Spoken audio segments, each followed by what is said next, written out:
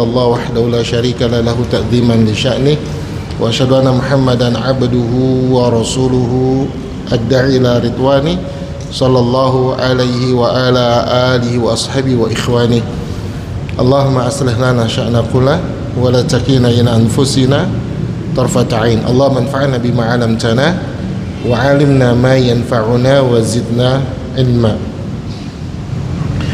Alhamdulillah, kita bersyukur kepada Allah Subhanahu wa taala yang masih memasukkan ke dalam hati kita kecintaan kepada keimanan, yang dengannya kita bisa merasakan kelezatan.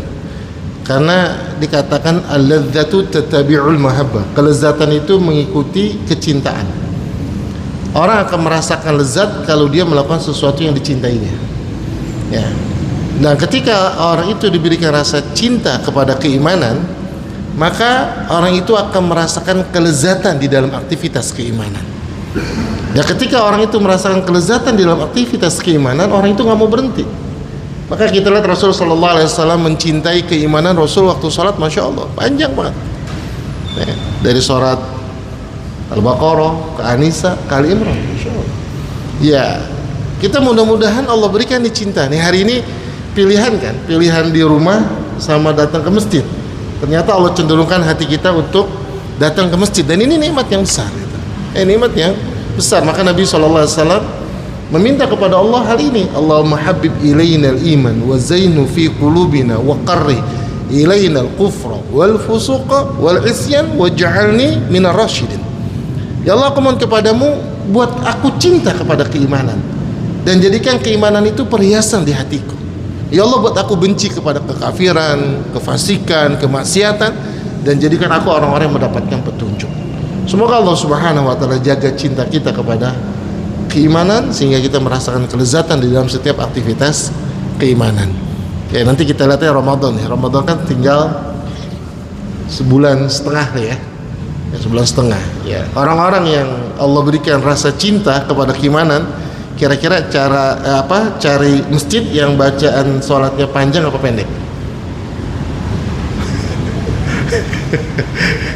Kalau dicinta kepada keimanan, dia nggak mau berhenti, gitu. Dia nggak mau berhenti. Ya, insya Allah kan. Ya, kalau dicinta pahala. Makanya dalam sebuah hadits Nabi SAW mengatakan, Innal abda idza qama liyusalliya, sesungguhnya seorang hamba ketika dia berdiri untuk sholat, ya, dia diri untuk sholat, Allah Akbar, dia berdiri, ya. Kemudian utiya bidzunubi atau bidzambi, didatangkan dosa-dosanya, kata. Wa udi'a ala atiqaihi, kemudian dosa itu ditaruh di dua punggungnya. Makin banyak dia berdiri, makin banyak dosa yang Allah taruh di atas punggungnya. Wa idza raka'a sajada, ketika ruku dan sujud, tasaqqata anhu, berjatuhlah dosa-dosa itu. Subhanallah, jemaah. Kalau kita sholat kemudian ngerasa dosa kita banyak, kita bilang sama imam jangan buru-buru ruku, dosa saya banyak. Subhanallah. Ya, nah inilah kalau kemudian Allah berikan rasa cinta kepada keimanannya. Mudah-mudahan Allah Subhanahu wa taala sampaikan kita ke bulan Ramadan, ya. Ini vibe Ramadan udah kerasa belum sih? Hawa Ramadan udah kerasa belum? Sudah ya, masya Allah ya. Karena apa? Karena ngeliat iklan sirup marjan, bukan kan? Ya, kadang-kadang sirup marjan sama sarung BHS lebih awal, ya, lebih aware datangnya Ramadan ketimbang kita. Tinggal 1,5 bulan lagi, ya, kita persiapkanlah. Semoga Allah jadikan Ramadan tahun ini menjadi Ramadan terbaik buat kita, ya, dan tergantung persiapan kita. Baik, kita akan mencoba mengambil faedah dari pembahasan tentang permulaan wahyu, ya, yang sebelumnya kita kemarin sudah membahas tentang Nabi SAW berkhalwat, bertahanuts di gua Hira. Dan pendapat yang kita ikuti pendapat Imam Ghazali, pendapat Syekh Utsaimin, bahwa kita nggak masuk ke dalam bagaimana cara Nabi bertahanuts, Nabi beribadah di gua Hira. Nabi beribadah dengan apa yang Allah ilhamkan kepada Rasul Sallallahu Alaihi Wasallam pada saat itu, dan kita nggak tahu apa yang Rasulullah Sallallahu Alaihi Wasallam ya lakukan, apakah dengan berzikir, apakah dengan sholat, kita nggak tahu karena tidak ada dalil yang menjelaskannya. Maka ya kita cukupkan bahwa Nabi bertahanus, merenung di Gua Hira tanpa kita mengerti bentuk ibadah yang Nabi lakukan di Gua Hira sampai kemudian diturunkannya wahyu.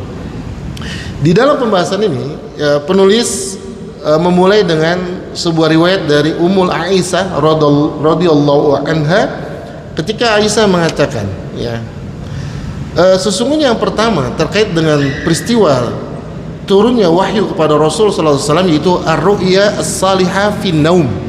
Rasul melihat sebuah mimpi yang baik dalam tidurnya, dan ini berlangsung sekitar 6 bulan, ya, sekitar 6 bulan. Dan ketika Nabi SAW melihat mimpi itu seperti subuh, kayak sunrise, ya, matahari yang baru bersinar. Mimpinya indah, ya, mimpinya indah. Setelah Nabi melihat mimpi itu, Nabi kemudian dikatakan, kata Aisyah, "Tsumma hubbiba ilail khala wa kana yakhluwa bi ghar Hira." Kemudian Nabi dimasukkan ke hatinya kecintaan untuk berkhalwat. Dan Nabi kemudian berkhalwat menyendiri di gua Hira. Nabi kemudian bertahanuts, ya, Nabi kemudian beribadah di beberapa malam di gua Hira. Ya. Kemudian Nabi balik ke keluarganya, kepada Khadijah. Ya, balik ke keluarga Khadijah, ngambil perbekalan.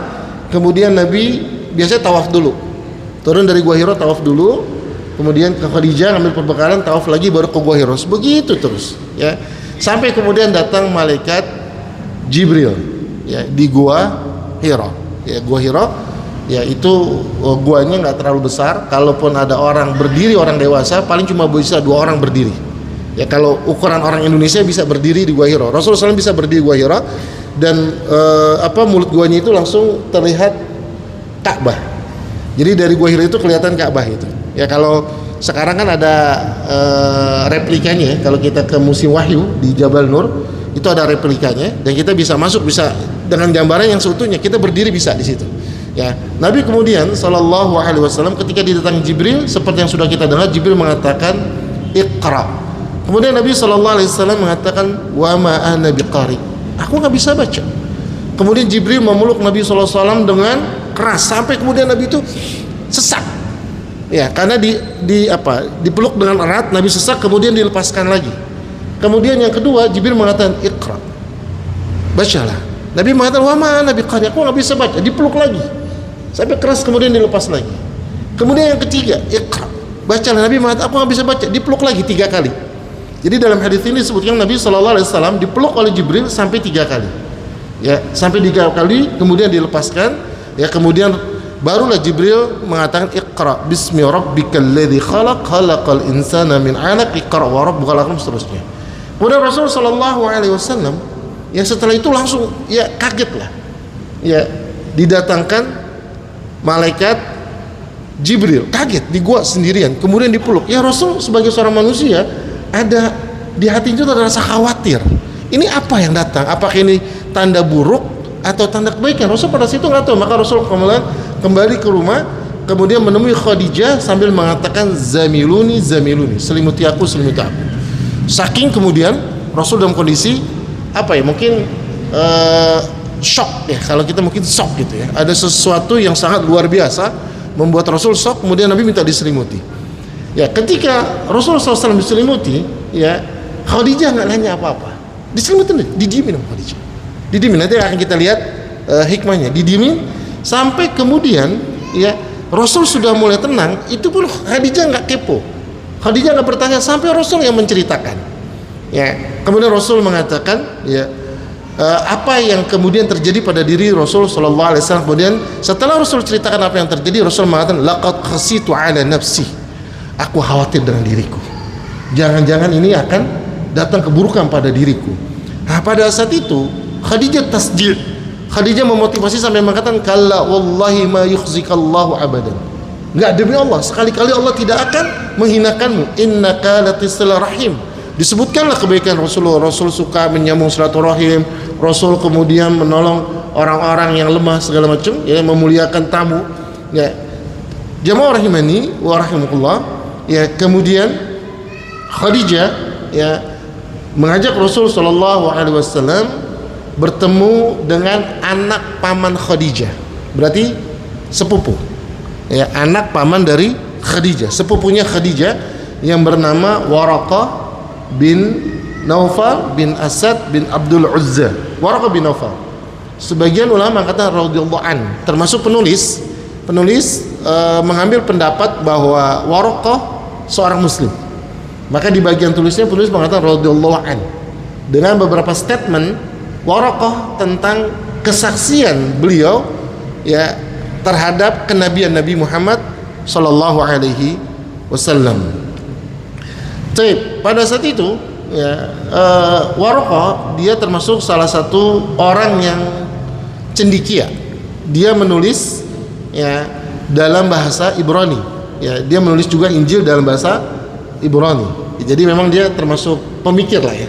Ya di atas agama Nasrani. Ketika didatangi, Waraqah sudah dalam kondisi tua dan matanya buta.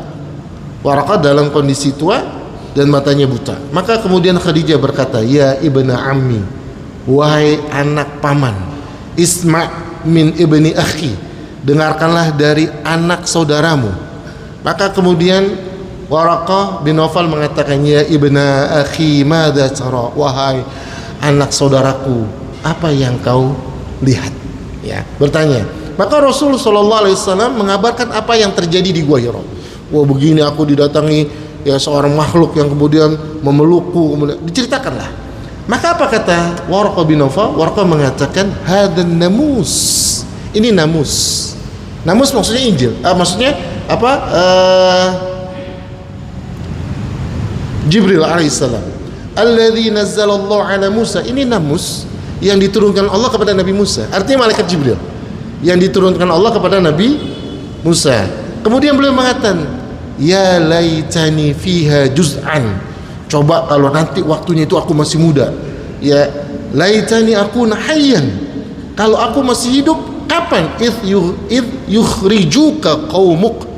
Jadi kata Waraqah, coba nanti kalau pas kamu mengeluarkan kamu dari kotamu, mengeluarkan kamu dari tempat kamu, aku masih muda, aku masih hidup, ya, aku akan menolong kamu. Maka Rasulullah bingung. Kata Rasul, apakah kaumku akan mengeluarkan aku? Apakah kaumku akan mengusir aku? Ya, Rasulullah bingung. Kok Waraqah bilang begini? Nah, ini juga kesaksian bahwa Waraqah beriman kepada Muhammad sallallahu alaihi wasallam, bahkan ingin membelanya. Karena Waraqah mengatakan, kalau aku masih hidup, aku masih muda, aku akan tolong engkau ketika kaummu mengusirmu. Nabi yang bingung, emang kaumku akan mengusirku? Maka kemudian Waraqah mengatakan, "Na'am, benar, kaummu akan mengusirmu. Lam ya'ti rajulun qad bimithli ma ji'ta bi illa 'udi." Tidaklah seorang yang datang dengan sesuatu seperti yang kamu bawa itu risalah, kecuali dia akan dimusuhi. Ini konsekuensi, ya. Berarti setiap nabi yang membawa risalah itu akan dimusuhi. Dan ini ditegaskan oleh Waraqah bin Nawfal kepada Nabi sallallahu alaihi wasallam, "Wa yudrikuni yaumak." Kalau aku temukan hari itu, ya, maka aku akan menolongmu dengan pertolongan yang maksimal. Ya, nggak lama kemudian, ya, Waraqah meninggal sebelum turun wahyu selanjutnya. Jadi Waraqah meninggal dalam masa fatrah wahyu, masa kekosongan wahyu. Jadi Waraqah nggak menyaksikan turunnya wahyu yang setelahnya, surah Al-Mudaththir dalam sebuah riwayat gitu. Jadi Waraqah nggak ketemu. Waraqah belum meninggal. Di dalam sebuah riwayat dikatakan itu sekitar 6 bulan jarak antara wahyu yang pertama dan wahyu yang kedua. Sebagian riwayat mengatakan 6 bulan. Tapi ini jamaah rahimani wa rahimakumullah, Alqamah bin Qais, ini kata Imam Ibnu Katsir, ini perkataan Alqamah, ya. Tapi perkataan ini baik. Artinya ini tidak didasarkan kepada dalil, tapi perkataan ini baik ketika Alqamah bin Qais mengatakan, "Inna awwala ma yu'tal anbiya'u fil manam." Ya, sesungguhnya yang pertama diberikan kepada para anbiya itu di dalam tidurnya. Tadi mimpi melihat fajar menyingsing, ya. Seluruh nabi kata Alqamah, ya. Sampai kemudian, ya, disiapkan hatinya untuk menerima wahyu. Itu jadi kayak masa preparation, masa persiapan untuk menerima wahyu.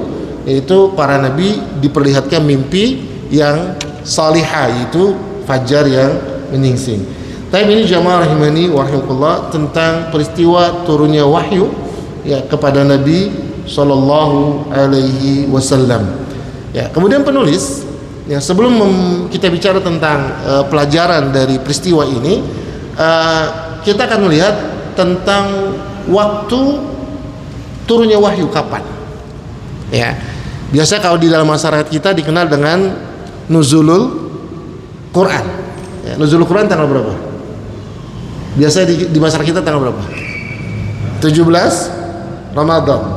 Nah, sementara dalam sebuah riwayat, ya, riwayat Imam Muslim, ya, dari Abu Qatadah radhiyallahu anhu, ketika Nabi SAW ditanya tentang puasa di hari Senin, kata Nabi, dzalika yauma wulidtu fihi wa yauma unzila alayya fihi. Ya, kata beliau, ya, aku puasa di hari Senin karena di hari itu aku dilahirkan, di hari itu aku diturunkan wahyu kepadaku. Berarti yang kita ketahui, diturunkan wahyu pada hari Senin, ya, pada hari Senin. Kalau pakai teknologi sekarang mungkin bisa ditarik tuh, turut kira-kira ketika Rasulullah SAW ya berusia 40 tahun secara kalender Hijriah, itu di hari Senin, itu di bulan apa gitu, ya. Itu bisa diurut, ya. Tapi yang pasti hari Senin kita, karena dalil mengatakan hari Senin. Sementara bulannya itu berselisih. Bulannya berselisih. Kapan turunnya Al-Quran? Ada yang mengatakan bulan Ramadan, ya. Ada bulan Ramadan, ya. Kenapa bulan Ramadan? Ya, karena memang Allah mengatakan syahrul Ramadan alladzi unzila fihil Quran, diturunkan di bulan Ramadan. Ada yang mengatakan sebetulnya mimpi tadi itu kan 6 bulan sebelum turunnya wahyu. Jadi 6 bulan itu kalau kita tarik sebelum Ramadan berarti Sya'ban, kemudian Rajab, kemudian Rabiul Akhir, Rabiul Awal, Jumadil Akhir, Jumadil Akhir, Jumadil Ala, Rabiul Akhir, Rabiul Awal. Berarti 6 bulan itu di bulan Rabiul Awal. Ya, wallahu a'lam bishawab. Tapi kalau mau saya lihat surat Al-Qadar, inna anzalnahu fi lailatul qadar, sesungguhnya kami turunkan Al-Quran di Lailatul Qadar. Sementara nuzul Quran diperingatinya kapan? Kita nggak bicara peringatannya boleh atau tidak, tapi maksudnya secara keilmuan sebagian kita meyakini diturunkan di tanggal 17 Ramadan. Sementara ayat mengatakan diturunkan di Lailatul Qadar. Apakah Lailatul Qadar 17 Ramadan? Jadi kapan dong? Jadi kalau kita misalnya mengatakan turunnya nuzul Quran itu 17 Ramadan, terus bagaimana kita memahami bahwa Quran turun di Lailatul Qadar? Jamaah rahimani wa rahmatullah, ya. Kalau kita lihat salah satu dari keutamaan Al-Quran, ya, dari keutamaan ketimbang ayat yang lain, Al-Quran diturunkan secara bertahap. Sementara kitab yang lain diturunkan sekaligus, ya, diturunkan sekaligus. Nanti antum bisa lihat surat Ali Imran ayat ketiga. Dalam surat Ali Imran ayat ketiga ada 2 kata yang dipakai oleh Allah berbeda ketika menurunkan kitab. Ada kalimat nazzala, ada kalimat anzala. Ada nazzala, ada anzala. Taib. Allah sebutkan nazzala 'alaikal kitaba bil haqqi musaddiqan lima baina yadihi. Allah menurunkan Al-Qur'an, nazzala. Pakai kalimat nazzala. Artinya apa? Kalimat nazzala menunjukkan turun, diturunkan tapi berangsur-angsur. Diturunkan bertahap. Ketika Taurat dan Injil, Allah mengatakan wa anzala Taurata wal Injil. Dan diturunkan Taurat dan Injil secara sekaligus. Ini menunjukkan perbedaan Quran dengan kitab yang lain. Quran diturunkan secara bertahap, sementara Taurat dan Injil diturunkan sekaligus. Dari mana kita ketahui? Surat Ali Imran ayat ketiga. Karena kata yang Allah pakai untuk Quran dengan kalimat nazala, sementara untuk Taurat dan Injil Allah sebutkan dengan kata anzala. Sampai sini bisa dipahami kan? Bahwa Quran turunnya bertahap apa sekaligus? Bertahap. Nah, coba kita lihat Al-Qadar. Allah pakai nazala atau anzala? Inna anzala. Sementara dalam surat Ali Imran nazala. Berarti beda. Berarti kalau dalam surah Al-Qadar Allah menurunkan Quran sekaligus atau bertahap? Sekaligus. Dalam surah Ali Imran Bertahap karena kalimatnya berbeda. Bagaimana mengkompromikannya? Quran turun 2 kali atau 2 cara. Diturunkan Quran Lailatul Qadar dari Lauhul Mahfuz ke Baitul Izzah. Baitul Izzah itu langit dunia. Itu sekaligus 30 juz. Sementara dari langit dunia ke Rasul sallallahu alaihi wasallam diturunkan secara bertahap. Ya, maka ke dalam surah Al-Qadar diturunkan Quran sekaligus itu di Lailatul Qadar. Sementara ketika diturunkan bertahap kepada Rasul sallallahu alaihi wasallam itu bisa saja di luar Lailatul Qadar. Ini cara mengkompromikan ya tentang dalil-dalil ya, waktu turunnya Al-Qur'an. Walaupun demikian, kita meyakini Quran turun di bulan Ramadan. Tapi bagaimana kita mengkompromikan kalau bulan Ramadan dengan Lailatul Qadar? Tadi kita kompromikan demikian. Yaitu Quran turun di Lailatul Qadar secara sekaligus, sementara Quran turun secara bertahap dari langit dunia kepada Rasul sallallahu alaihi wasallam. Ini tentang waktu turunnya Al-Qur'an. Taib jamaah rahimani wa rahimakumullah. Sekarang kita berusaha mengambil faidah dari peristiwa turunnya wahyu Nabi kepada Nabi sallallahu alaihi wasallam ya. Ulama membedakan kapan Muhammad sallallahu alaihi wasallam menjadi nabi, kapan Muhammad sallallahu alaihi wasallam menjadi rasul. Turunnya Al-Qur'an di Gua Hira itu diangkatnya Muhammad sallallahu alaihi wasallam menjadi nabi. Karena nabi itu orang yang punya akses wahyu, orang yang mendapatkan wahyu. Tapi ketika turunnya surat Al-Alaq di Gua Hira, Muhammad sallallahu alaihi wasallam belum menjadi rasul. Kenapa? Karena belum ada perintah berdakwah. Jadi kalau ditanya kapan Muhammad sallallahu alaihi wasallam menjadi nabi, ketika turun surat Al-Alaq. Kapan Muhammad sallallahu alaihi wasallam menjadi seorang rasul? Ketika turun surat Al-Mudaththir. Jadi pada saat turunnya surat Al-Alaq, nabi belum menjadi rasul. Ya, karena belum ada perintah berdakwah. Maka nanti akan kita lihat ya kapan nabi berdakwah. Apakah nabi terima wahyu langsung berdakwah? Enggak. Apakah ketika turun Iqra langsung Nabi wajib ayo masuk Islam? Enggak. Kenapa? Karena belum ada perintah berdakwah. Karena belum ada perintah berdakwah. Ya. Taib. Yang pertama, pelajaran yang bisa kita ambil ketika Jibril alaihissalam memeluk erat Rasul sallallahu alaihi wasallam berapa kali tadi? 3 kali. Ini menunjukkan kata penulis ya hendaknya seorang pendidik tidak menekankan kepada anak dalam baca Quran dengan penekanan, apalagi pakai pemukulan lebih dari 3 kali. Nah, nggak boleh ngajarin anak ya sampai ngomel ini 3 kali, sampai apalagi mukul 3 kali. Kamu nggak bisa, sampai udah ketiga kali udah. Kenapa? Jibril aja ngasih kesempatan cuma 3 kali. Ya ini kata penulis. Ya, ini jadi sebuah pelajaran yang bisa kita ambil. Bagaimana kita mengajarkan Al-Quran kepada anak, janganlah ada baca penekanan, apalagi sampai pukulan lebih dari 3 kali. Kalau memang udah nggak bisa udah, ya nggak usah dipaksa, dicari waktu yang lain lagi nanti kita. Ya, jangan sampai ya memukul, memarahi lebih dari 3 kali. Baik. Kemudian jamaah rahimani warahmatullah. Yang kedua, kita tahu kan turunnya wahyu itu menjadi pondasi peradaban. Turunnya wahyu itu menjadi pondasi peradaban manusia. Ya. Dan ternyata ketika Allah turunkan wahyu dari 30 juz dalam Quran, 114 surat, 6.600 sekian ayat, ada berapa kata dalam Quran? Saya juga nggak tahu, saya nanya. Ada berapa kata?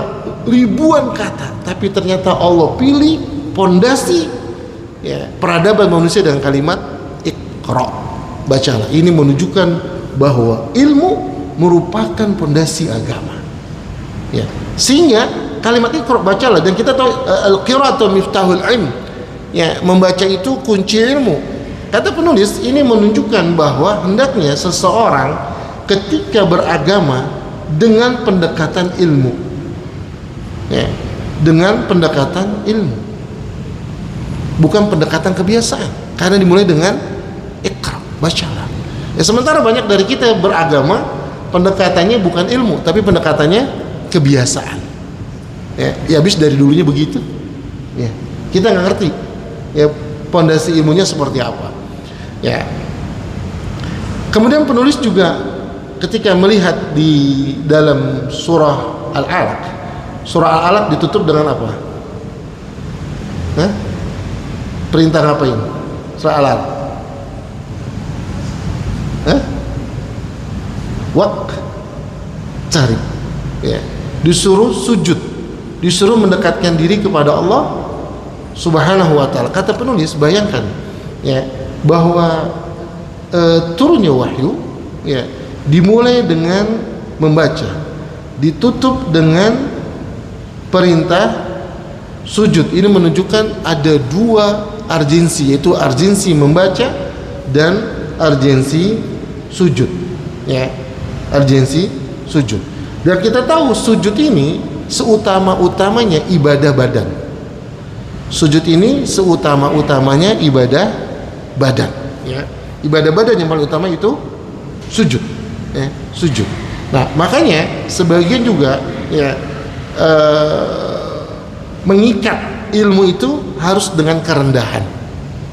Nah, ilmu itu harus dengan kerendahan. Wallahu alam bisawab. Ya sebagaimana perkataan Imam Al-Qayyim mengatakan ya di dalam salat ya, di dalam salat yang paling mulia di dalam perbuatan di dalam sholat adalah sujud.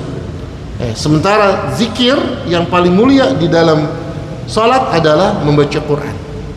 Ya, membaca Quran, Iqra dengan membaca. Wallahu a'lam bishawab. Ini menjadi hikmah ya tentang ayat yang pertama diturunkan kepada surat yang wahyu yang pertama yang diturunkan kepada Rasulullah SAW dimulai dengan membaca, ditutup dengan sujud. Taib, jamaah rahimani wa rahimakumullah ya.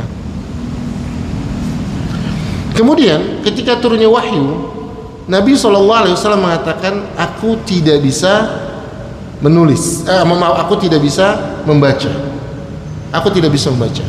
Nah, ada orang yang kemudian nggak mau terima karena sifat wajib bagi Rasul salah satunya adalah fatonah. Apa itu fatonah? Cerdas. Kalau Rasul nggak bisa baca ya. Kalau Rasul nggak bisa baca berarti Rasul nggak cerdas. Gimana jawabnya? Rasul bisa baca nggak? Enggak. Rasul cerdas nggak? Mungkin nggak orang cerdas nggak bisa baca? Mungkin, karena baca itu keahlian. Sementara cerdas kemampuan berpikir. Gimana nggak cerdasnya Rasul? Ya, Rasul ketika didatangi Jibril dalam kondisi shock nggak? Shock kan? Ngafalin perkataan Jibril, hafal nggak Rasulullah? Kalau nggak cerdas nggak mungkin. Kita lagi nggak shock aja ngapalin 5 ayat, hafal, besoknya lupa 7, tekor 2 gitu. Rasulullah SAW lihat dalam kondisi shock saja beliau SAW bisa menghafal perkataan Jibril. Ini kemampuan kecerdasan yang luar biasa. Ya, kemampuan kecerdasan yang luar biasa. Ya bukan sekedar hafal makna, huruf per hurufnya Rasulullah SAW hafal.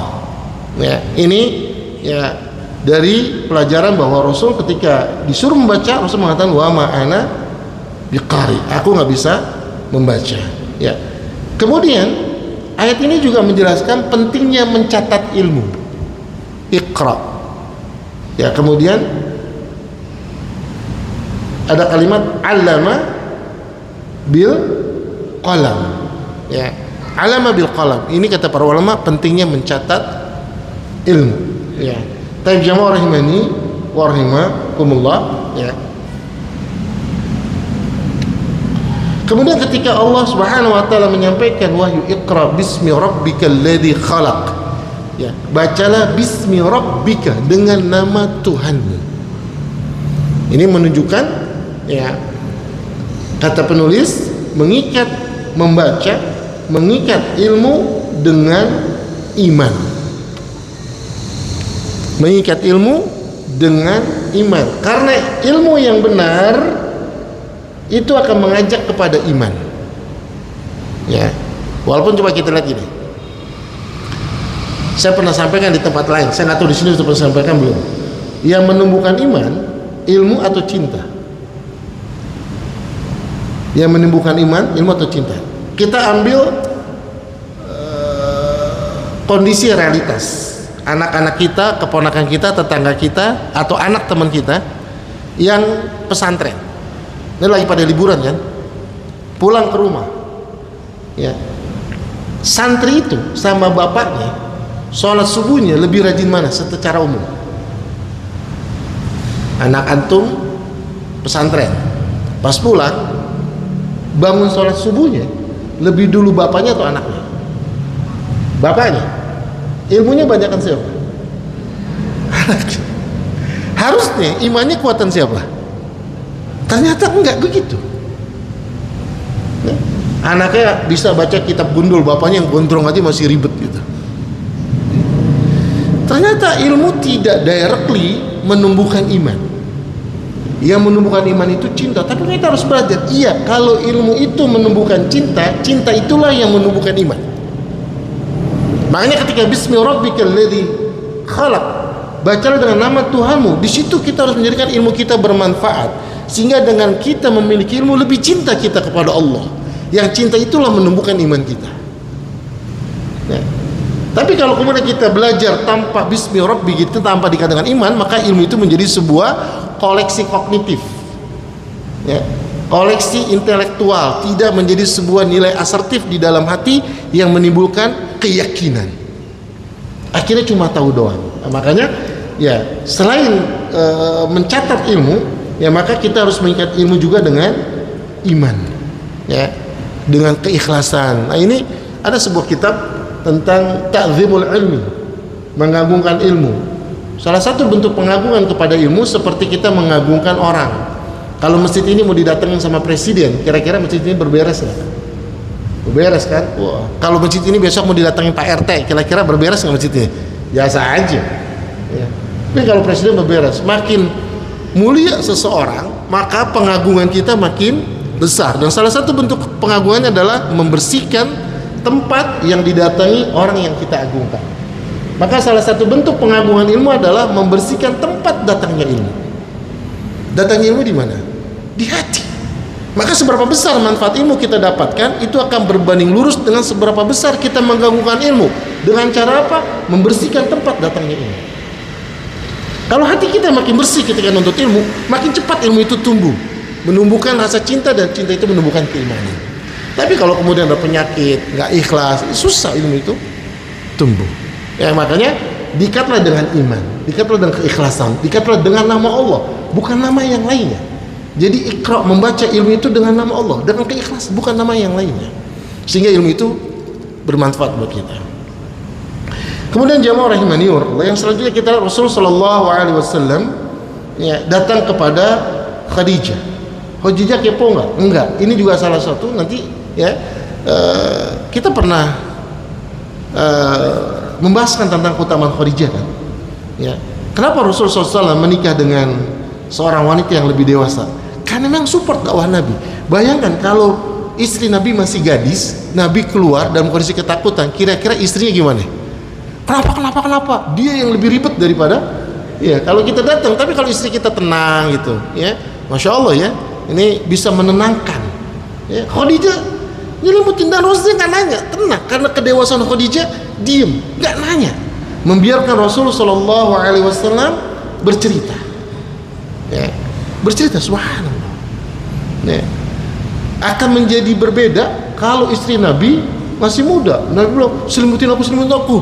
Itu istri langsung juga, emang ada apa sih? Wah, jadi takut berdua. Malah istrinya lebih ribet lagi ntar. Nggak asik ceritanya. Tapi Khadijah tenang, dan Khadijah nggak nanya sampai Rasul yang cerita. Kenapa? Khadijah memberikan kesempatan Rasulullah untuk kemudian menginterogasi perasaannya. Karena kalau lagi ketakutan ditanya, jadi nanti ya bisa jadi lebih naik lagi rasa takutnya. Udah tenang, baru didengarkan. Masya Allah. Ya, jadi Khadijah itu tempat berlabuhnya Rasulullah, tempat curhatnya Rasul Sallallahu Alaihi Wasallam. Tapi ini jamaah rahimani wa rahimakumullah. Kemudian penulis memberikan sebuah faedah yang selanjutnya. Boleh nggak sih curhat ya sama orang lain? Ya nggak usah masalah itu diumpetin sendirian. Ya, sebagaimana Rasul Shallallahu Alaihi Wasallam cerita kepada Khadijah, penulis mengatakan boleh, karena ini bisa lebih melegakan. Ya, karena kalau masalah disimpan sendirian itu jadi sesak. Boleh nggak diceritakan kepada orang lain? Boleh. Ya. Tapi bukan berkeluh kesah. Ya.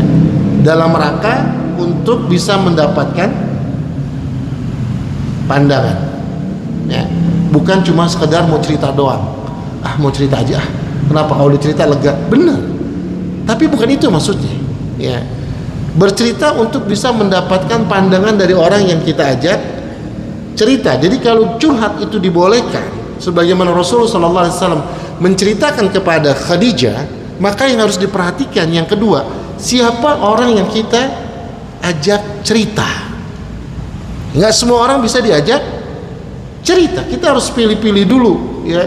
Apakah orang ini bisa diajak, ya,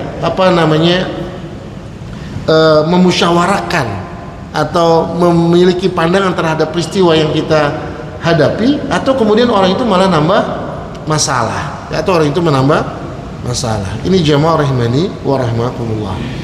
Taib. Maka kita lihat Khadijah radhiyallahu anha. Ketika Rasul sallallahu alaihi wasallam cerita, apa Rasul? Khasyitu ala nafsi. Aku khawatir dengan diriku. Khadijah datang mensupport atau kemudian, oh gitu ya. Terus gimana? Untuk gimana dong kita? Enggak. Apa maksud? Kalla wallahi la yukhzikallahu abadan.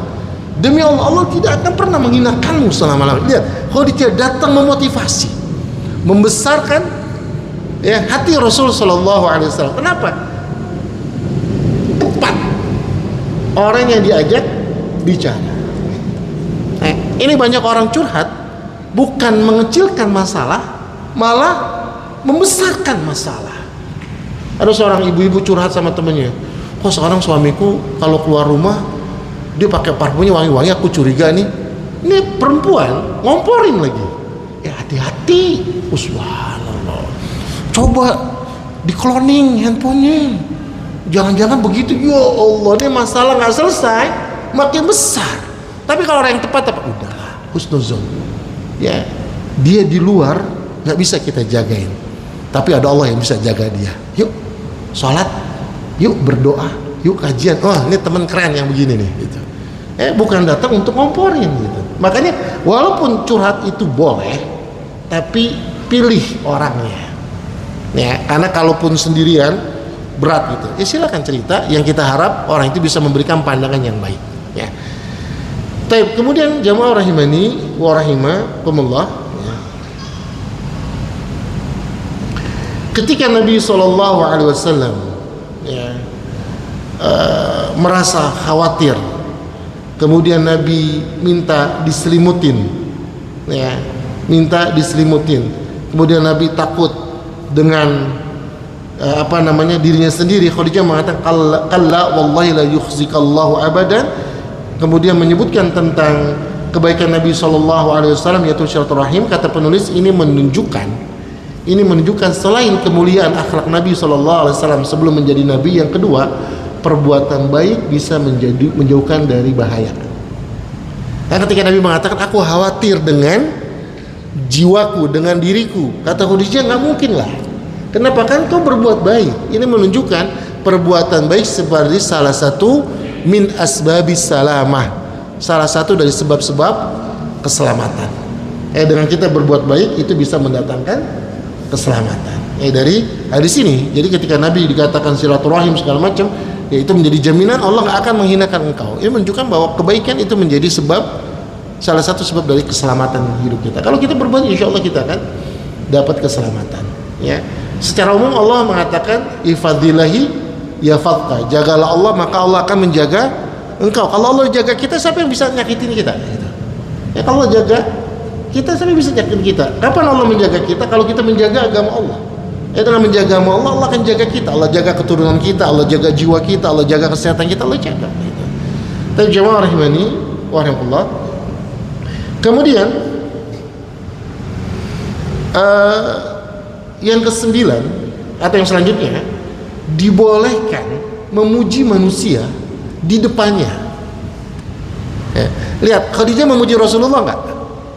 Memuji kan? Berarti ini menjadi dalil bolehnya memuji manusia di depannya untuk kemaslahatan.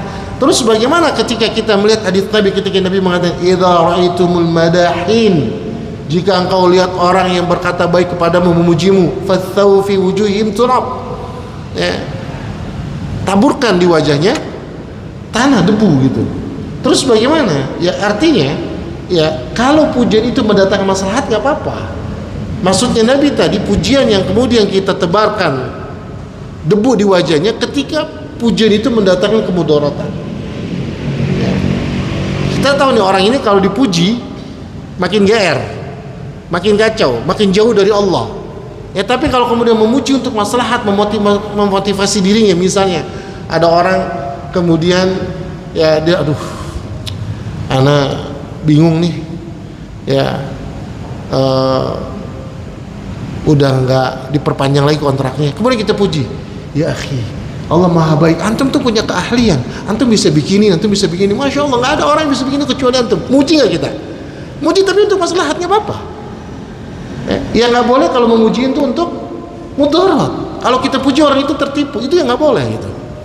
Nah, kalau untuk memotivasi, memberikan maslahat boleh, apalagi pujian pada kebatilan. Ya kebatilan apa maksudnya? Oh ini keren, lo bisa selingkuh, ini lebih parah lagi gitu. Ya, ini lebih parah lagi gitu. Ini nggak boleh pujian gitu. Jadi yang Nabi mengatakan, ya nggak boleh memuji di depan wajah saudaranya kalau pujian itu pujian kebatilan atau pujian itu mendatangkan kemudaratan. Tapi kalau pujian itu mendatangkan maslahat, nggak masalah. Misalnya teman kita lagi putus asa gitu, gimana ya? Mau nikah, tapi dipecat lagi dari kerjaan. Kita puji, ya akhi, antum punya ijazah S1, lihat nilai antum bagus-bagus. Ya antum, masya Allah, antum tuh ngelamar di mana, insya Allah diterima lah, nilai antum bagus. Gitu.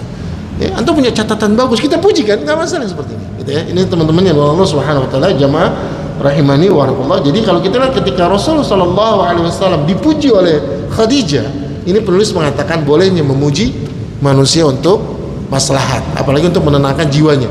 Dengan pujian Khadijah kepada Rasulullah SAW, Rasul menjadi lebih tenang. Ya, kekhawatiran terhadap jiwanya menjadi berkurang. Ya, kekhawatiran terhadap jiwanya menjadi berkurang. Wallahu a'lam bishawab. Kemudian jamaah rahimani wa rahmatullah, yang selanjutnya kita ngambil perkataan Waraqah bin Naufal. Ya, ketika Waraqah mengatakan lam ya'ti rajulun qad bimithli ma ji'ta bi illa udi. Tidaklah seseorang yang datang dengan membawa seperti apa yang kau bawa kecuali pasti akan disakiti. Ya. Dalam hal yang lain, ila udhi, disiksa. Disiksa dan disakiti berbeda. Disakiti bisa lagi dengan perkataan.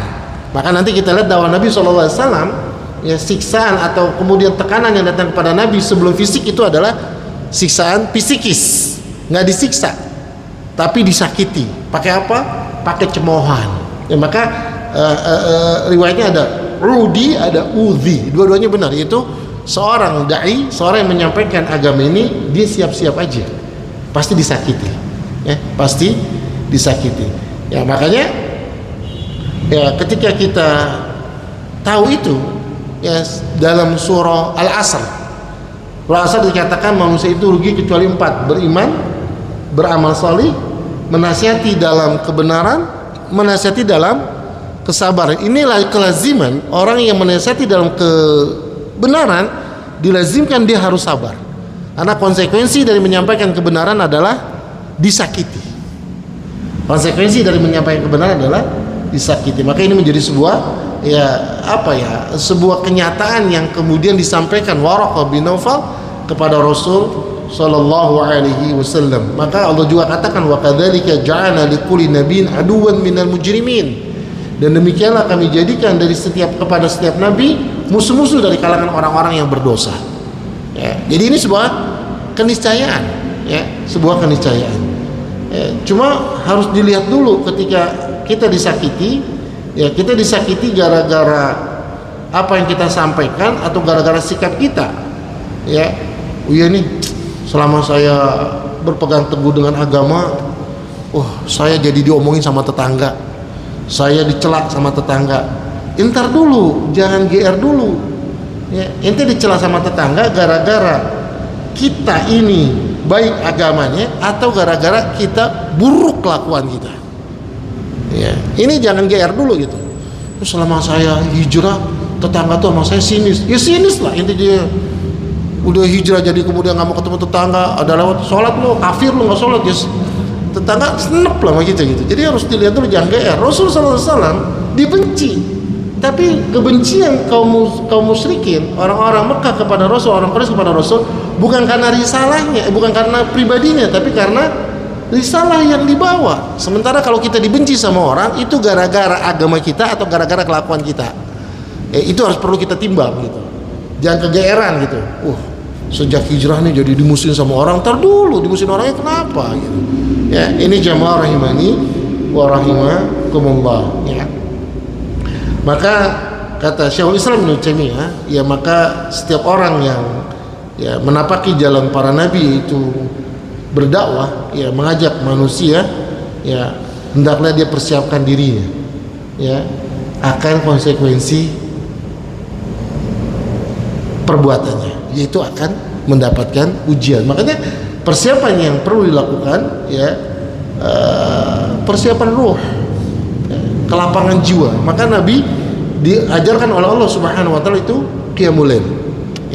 Ya ayyuhal muzammil qum ila qalila nisfahu aw inqus min qalila aw zid 'alaihi wa rattilil qur'ana tartila inna sanulqi 'alaika qawlan thaqila. Kami akan berikan kepadamu perkataan yang berat. Apa itu dakwah? Persiapkanlah dengan apa? Dekatkan diri kita dengan Allah dengan salat malam dan baca Quran. Ini jamaah rahimani wa rahimakumullah. Ya, kemudian ya, yang terakhir kita bisa melihat keagungan syariat ini karena syariat ini turun langsung dari Allah Subhanahu wa taala. Bahwa Quran ini turun dari Allah Subhanahu wa taala, ya, yang menunjukkan ini sesuatu yang agung. Dari mana kita bisa yakini? Karena Rasul tidak bisa membaca. Karena Rasul tidak bisa membaca. Dan ini sebuah skenario Allah yang luar biasa. Rasul dilahirkan, kita sudah ambil pelajaran. Rasul dilahirkan dalam kondisi yatim, dibesarkan oleh pamannya yang meninggalnya dalam kondisi kafir. Rasul dibuat tidak bisa membaca, sehingga apa? Tuduhan bahwa agama ini berdasarkan pemikiran Rasulullah nggak mungkin, karena Rasul nggak pernah baca buku-buku dari Persia maupun Romawi. Tuduhan bahwa agama ini agama keturunan nggak mungkin. Kenapa? Bapak Rasul meninggal sebelum Rasulullah lahir, pun dididik oleh keturunan Rasulullah ke atasnya, paman dan kakeknya pun dalam kondisi kafir. Ini menunjukkan bahwa ya agama yang dibawa oleh Nabi bukan agama keturunan. Agama yang dibawa oleh Nabi bukan agama hasil pemikiran, karena Nabi nggak bisa baca. Ini murni datang dari Allah Subhanahu wa taala. Ini menunjukkan tentang dengan peristiwa turunnya Al-Quran, kita tahulah bahwa syariat ini datang dari zat yang maha mulia, yaitu Allah Subhanahu wa taala. Ini menunjukkan syariat ini adalah syariat yang mulia karena datang dari zat yang maha mulia. Ini jamaah rahimani wa rahimakumullah ya, tentang permulaan wahyu yang turun kepada Nabi sallallahu alaihi wasallam. Sebagian memberikan tambahan, kalau dulu Rasul berkholwat ya di pelajaran sebelumnya, maka perenungan yang dilakukan seorang muslim adalah dengan ya bersendirian kepada Allah. Ya, bersendirian dengan Rabbnya, bersendirian dengan dosa-dosanya. Kita muhasabah. Kita nggak usah berkholwat ke goa kayak Nabi, tapi kita cukup bersendirian. Dan ini aktivitas yang luar biasa karena Nabi sallallahu alaihi wasallam menyebutkan sab'atul yudhilluhumullahu fi dhilli yawma la dhilla illa dhillu. Ada 3 golongan yang Allah naungi pada hari yang enggak ada naungan kecuali naungan dari Allah. Salah satunya apa? Rajulun dzakarallahu khaliyan famadat 'ainah. Orang yang berzikir kepada Allah sendirian kemudian dia menangis. Maka ya dari turunnya wahyu diawali dengan tahanutsnya Nabi sallallahu alaihi wasallam, hendaknya kita punya waktu bersama dosa-dosa kita. Kita punya waktu bersama Tuhan kita, dan itu menjadi sesuatu yang baik buat kita, merefleksi kehidupan kita. Wallahu a'lam. Ini yang bisa saya sampaikan dalam kesempatan kali ini. Mudah-mudahan yang sederhana ini bermanfaat. Insyaallah kita lanjutkan di pertemuan yang selanjutnya. Wassallallahu nabiyana Muhammadin wa ala alihi wasallam. Wa akhiru da'wana alhamdulillahirabbil alamin. Subhanallahi wa bihamdik, asyhadu an la ilaha illa anta astaghfiruka wa atubu ilaik. Assalamualaikum warahmatullahi wabarakatuh.